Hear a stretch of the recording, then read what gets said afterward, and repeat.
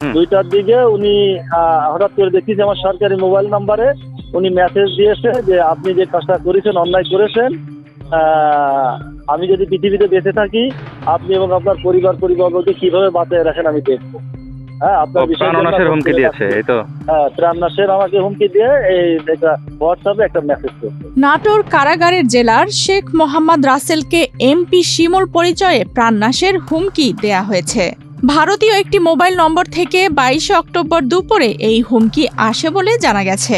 মূলত নাটোরের শীর্ষ সন্ত্রাসী রাশিদুল ইসলাম কোয়েলের জামিনের তথ্য গোপন না রাখায় এই হুমকি দেয়া হয়।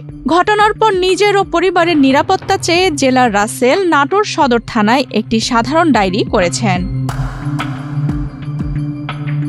জিডি সূত্রে জানা গেছে 22 অক্টোবর ভারতীয় একটি নম্বর থেকে জেলার শেখ মোহাম্মদ রাসেলের হোয়াটসঅ্যাপে একটি কল আসে। কলদাতা নিজেকে নাটোর সদর আসনের সাবেক সংসদ সদস্য ও আওয়ামী লীগ নেতা শফিকুল ইসলাম শিমুল হিসেবে পরিচয় দেন।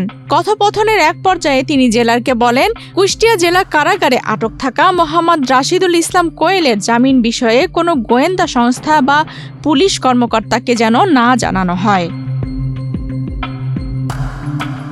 এরপর 23 অক্টোবর বৃহস্পতিবার দুপুর 2:01 ও 2:09 একই নম্বর থেকে জেলার শেখ মোহাম্মদ রাসেলের হোয়াটসঅ্যাপে দুটি বার্তা আসে। প্রথম বার্তায় লেখা ছিল, আপনি যে অন্যায় কাজটা করলেন, আল্লাহ যদি আমাকে বাঁচিয়ে রাখেন, মনে রাখবেন আপনার বউ সহ আপনার পরিবারকে কিভাবে বাঁচাবেন সেটা ঠিক করে রাখবেন। দ্বিতীয় বার্তায় বলা হয়, আপনার বিষয়টি নোট করে রাখা হয়েছে।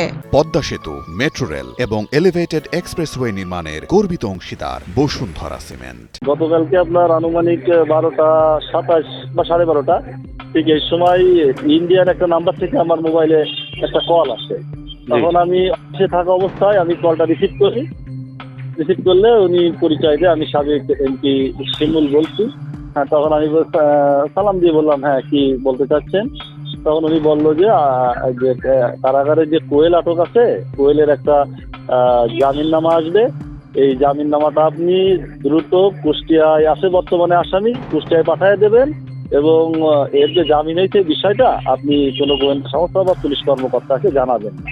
হ্যাঁ, যে কোয়েল আসামি রাশিদুল ইসলাম কোয়েল, জি জি জি, ও কুষ্টিয়া কারাগারে আছে একটা মামলায়, হাজিরার জন্য আমরা পাঠাই দিচ্ছি 15 দিন আগে, 14-15 দিন আগে। তখন আমি বলি যে দেখেন, আমাদের রুলস অনুযায়ী জামিননামা আছে, আমি পাঠিয়ে দেবো, এটা নিয়ে তো আপনার বলার কিছু নাই। তো তারপরে বলে যে যেহেতু আপনি তাড়াতাড়ি পাঠিয়ে দেন এবং কোনো পুলিশ কর্মকর্তাকে অবহিত করবেন। আমি বলি এটা আমাদের অফিসিয়াল রুলস অনুযায়ী আমরা যা করার করবো, এটা এই বিষয়ে আপনি আর কথা না বলা পাইবে না, তুমি কেটে যাই। পরবর্তীতে উনি আমাকে একটা ভয়েস মেসেজ দেয়, সেখানে আবার আমি ফোন ধরি না বলে আরো কয়েকবার কল দিলে তখন আবার বলে যে ভয়েস মেসেজে বলে জামিননামাটা কুষ্টিয়া কারাগার পায়নি, তাড়াতাড়ি পাঠায়।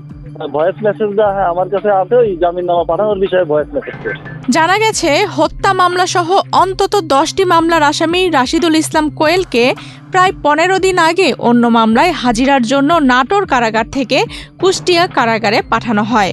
23 অক্টোবর বৃহস্পতিবার কুষ্টিয়া জেলা কারাগার থেকে জামিনে মুক্তি পাওয়ার সঙ্গে সঙ্গেই স্থানীয় গোয়েন্দা পুলিশ তাকে পুনরায় আটক করে।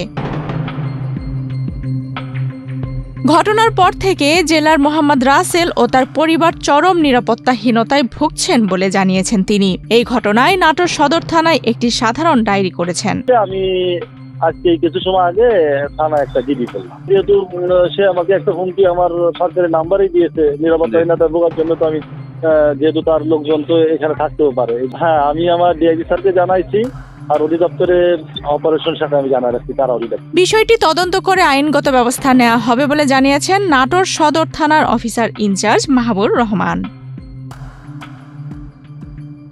আফসানা রিপা, বাংলাদেশ প্রতিদিন।